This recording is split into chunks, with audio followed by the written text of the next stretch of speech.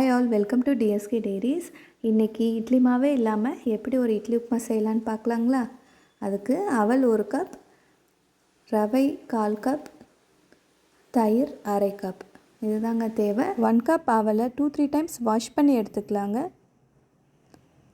அதில் 1/4 cup water add பண்ணி ஒரு 10 மினிட்ஸ் சோக் பண்ணி எடுத்தோன்னா இந்த அவல் நல்லா உதிரியாக வருங்க.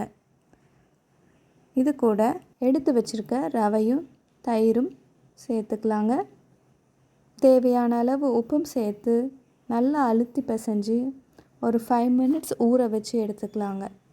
இந்த மிக்சரை இட்லி தட்டில் இட்லியாக ஊற்றி வேக வச்சு எடுத்துக்கலாங்க.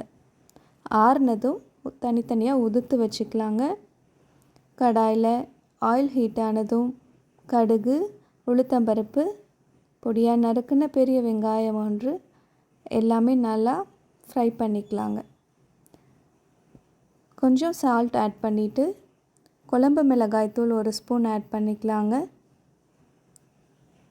அதை நல்லா வதக்கி விட்டுக்கலாங்க ஆயிலில். இப்போ இந்த ஸ்டேஜில் உதிர்த்து வச்சுருக்க அவல் இட்லியையும் நம்ம சேர்த்துக்கலாங்க.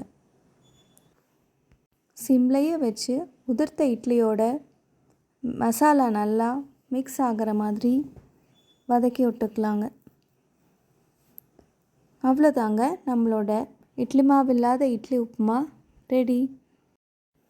இதே அவலை வச்சு இன்னொரு டிஷ்ஷை நெக்ஸ்ட் வீடியோவில் பார்க்கலாம். தேங்க்ஸ் ஃபார் வாட்சிங்.